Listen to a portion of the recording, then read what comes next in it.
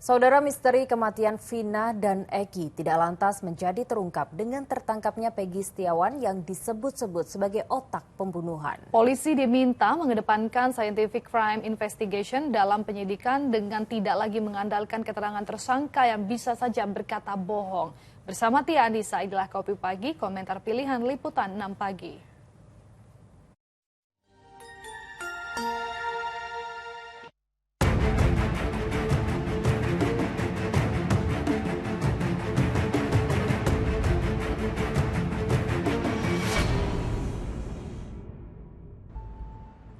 Saudara, tertangkapnya DPO yang disebut sebagai otak pembunuhan Vina dan Eki diharapkan bisa membuat kasus yang terjadi di Cirebon 8 tahun silam menjadi terang benderang. Perlu tindakan profesional dan transparan dari kepolisian untuk memastikan pria yang ditangkap di Bandung bukan korban salah tangkap.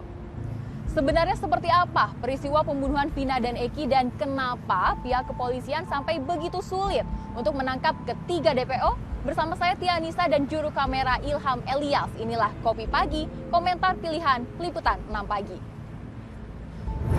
Dia melakukan enggak ma, demi Allah, demi Rasulullah. Saya itu niat mencari nafkah buat adik-adik saya. Ngapain saya ikutan kayak gitu?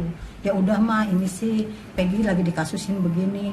Ini tuh setelah mama pulang barangkali Peggy nggak ada umur. Ya udah Peggy minta maaf sama mama sama bapak.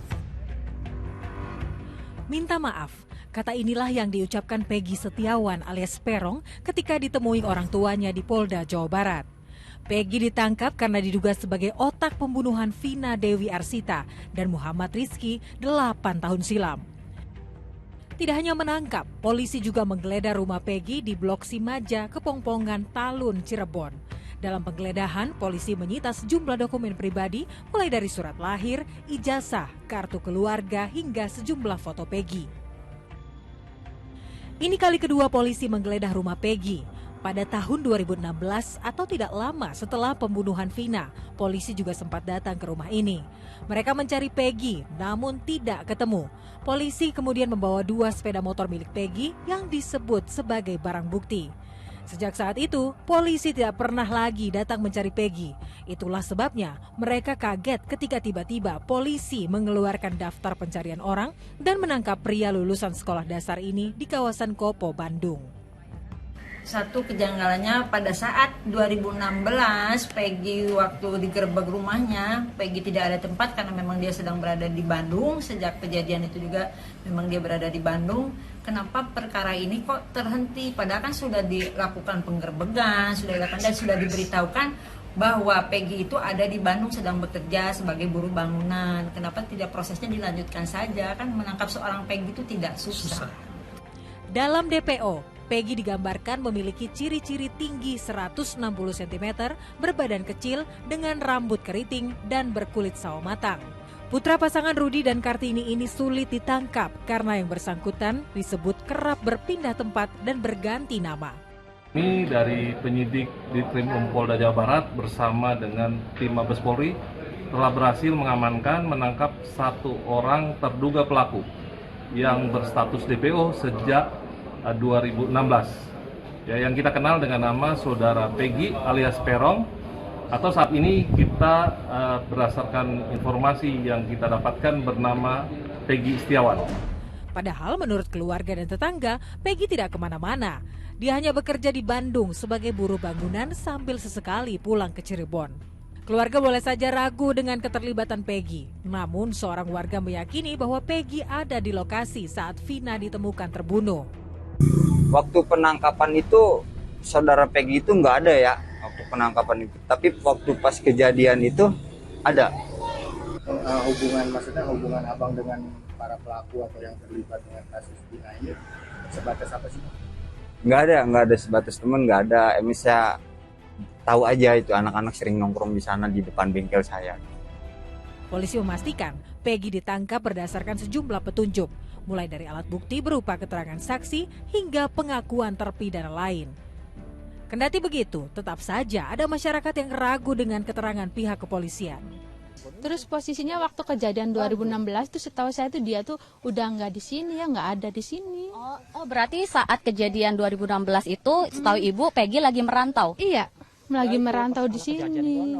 Pas kejadian kasus Vina tuh udah ada reka adegan ulang juga dia tuh masih posisi merantau ya. Kenapa nggak dari dulu ketangkepnya? Karena baru sekarang. Itu oknum yang ditangkap atau dia cuma jadi korban atau itu yang asli kita juga belum tahu. Ciri-ciri yang orang deskripsikan gitu, seperti berambut ikal, tapi kan ini yang tertangkap enggak gitu. Apalagi yang tertangkap adalah sebuah tukang bangunan yang dimana tukang bangunan itu kalau dilihat dari rumahnya itu sangat sederhana. Nah, apakah ini korban salah tangkap atau kayak gimana? Jadi polisi sudah merasa cukup ya menjerat 8 orang itu. Sehingga yang 3 orang ini menurut saya 8 tahun ini tidak diurus ya. Ketika kasus Vina ini muncul baru diurus. Mudah-mudahan orangnya benar ya, ketangkap. Loh kok 8 tahun nggak ketangkap? Saya katakan kasus ini sebenarnya untuk memburu tersangka tidak terlalu sulit. Ini termasuk gampang, nggak perlu level Polda ya. Level Polres saja bisa mengungkap dan menangkap kasus dan mencari DPO itu. Salah seorang terpidana berkisah dirinya disiksa saat penyelidikan dan dipaksa mengaku sebagai pembunuh Vina. Padahal sudah seharusnya polisi tidak terlalu bertumpu pada pengakuan tersangka dalam penyelidikan, tapi dapat membuktikan suatu tindak pidana secara saintifik. Keraguan sebagian pihak terhadap kinerja kepolisian dalam menangani kasus terbunuhnya Vina bukan tidak berdasar. Mantan narapidana Saka Tatal mengaku menjadi korban salah tangkap. Dia dijatuhi vonis 8 tahun penjara, namun kini sudah bebas. Saka mengaku tidak mengenal korban dan sedang berada di rumah saat Vina dan Eki tewas terbunuh. Namun dia tetap ditangkap dan mengalami penyiksaan fisik selama proses pemeriksaan agar mau mengaku sebagai pembunuh Vina. Nyampe di Polres saya langsung dipukulin, suruh mengakui apa yang bukan saya lakukan. Saya dipukulin, dijejekin, disiksa segala macam sampai disetrum. Terus akhirnya Mas Saka ngaku. Siapa yang nyetrumnya, yang mukulinnya siapa? Yang mukulin, yang nyetrum itu anggota polisi semua. Selain Saka, polisi juga menangkap 7 tersangka lain. Mereka adalah Jaya, Supriyanto, Eka Sandi, Hadi Saputra, Eko Ramdhani, Sudirman, dan Rivaldi Aditya Wardana. Ketujuhnya divonis hukuman seumur hidup karena membunuh dan memperkosa Vina. Namun sejak awal keluarga terpidana melihat banyak kejanggalan dalam penanganan kasus ini.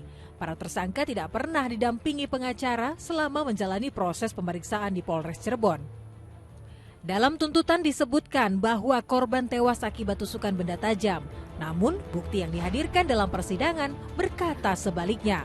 Tidak ada bekas tusukan pada baju korban saat diperlihatkan di ruang persidangan. Hasil visum menyebutkan kematian korban diakibatkan benturan di bagian belakang kepala tanpa ada sabetan senjata tajam. Dalam persidangan juga tidak pernah dibahas soal tuduhan pemerkosaan. Pihak kepolisian menjamin penyidik sudah bekerja secara profesional, transparan, dan akuntabel. Masyarakat diminta untuk menahan diri sampai nanti polisi memberi keterangan resmi. Untuk memudahkan proses penyelidikan, 7 terpidana yang sudah divonis seumur hidup dipindahkan dari Lapas Cirebon ke Lapas Bancai dan Rutan Kebonwaru, Bandung. Kesempatan ini harus benar-benar dimanfaatkan polisi untuk mengusut kasus pembunuhan Vina secara ilmiah scientific crime investigation agar hasilnya objektif dan benar. Jangan lagi mengandalkan keterangan terpidana dan saksi yang bisa saja berbohong. Dengan demikian, kasus pembunuhan Vina yang jenazahnya ditemukan di Jembatan Talun, tepatnya di atas Jalan Tol Palikanci kilometer 202, Cirebon, menjadi tuntas dan terang benderang. Ya harapannya semoga pihak kepolisian tuh lebih sigap dan lebih aware lah dengan kasus ini. Soalnya ini kan sangat tidak udah dibunuh, diperkosa, ya itu sih parah banget. Ya aku harap sih untuk pelaku-pelakunya tetap cepat tertangkap dan pernah dengar kabar juga kayak ada pelaku yang katanya salah tangkap ya. Ya semoga sih itu bisa diusut lebih dalam lagi karena ini kan kasusnya udah lumayan lama juga ya, udah 8 tahun lalu ya basically kayak. Semua yang terkait baik itu kepolisian, kejaksaan maupun ada pihak koroner gitu yang bisa mengecek kebenarannya, backgroundnya itu betul-betul melakukan kerja yang lebih intensif lah. Kasihan kan kalau salah tangkap. Pendekatan kepada para pelaku yang lain ini sangat-sangat penting. Karena mereka lah yang tahu proses mabuknya gimana, siapa saja yang bergabung, siapa saja, meskipun dalam kondisi tidak sadar penuh ya karena mabuk, tapi setidaknya mereka bisa menceritakan. Pertanyaannya adalah, mungkinkah ada tekanan? Mungkinkah ada ancaman dari para pelaku yang 3 ini? Atau mungkin di belakang 3 orang ini ya ada pihak yang bisa menekan. Sehingga para napi ini kemudian diem. Kalau kasus-kasus pidana coba ditelusuri dengan terlalu memforsir mencari pengakuan para tersangka, maka ini sesungguhnya membuka kerentanan bagi kacaunya proses penegakan hukum itu sendiri. Karena pengakuan, keterangan, atau sejenisnya sangat mengandalkan daya ingat si terperiksa. Dan daya ingat manusia pada dasarnya bersifat mudah terfragmentasi dan mudah terdistorsi. Lagi pula, seandainya para penyidik sudah bisa menemukan 2 alat bukti, kenapa justru mereka memilih melakukan tindakan yang sedemikian keji terhadap para terperiksa? Ada 13 orang laki-laki yang terlibat pada kasus ini, harus bisa dipastikan ini sperma siapa. Tidak bisa dipukul rata bahwa semua orang itu akan melakukan perkosaan terhadap almarhumah sebelum melakukan pembunuhan. Tudingan kejanggalan dalam penanganan kasus pembunuhan Vina dan Eki harus ditanggapi serius oleh para penegak hukum. Jangan sampai kepercayaan masyarakat terhadap proses penegakan hukum semakin runtuh. Terlebih aparat hukum di negeri ini memiliki rekam jejak yang buruk terkait rekayasa kasus dan penggunaan kekerasan terhadap tersangka. Demikian Kopi Pagi minggu ini. Saya Tia Anissa beserta juru kamera Ilham Elias pamit. Salam SCTV.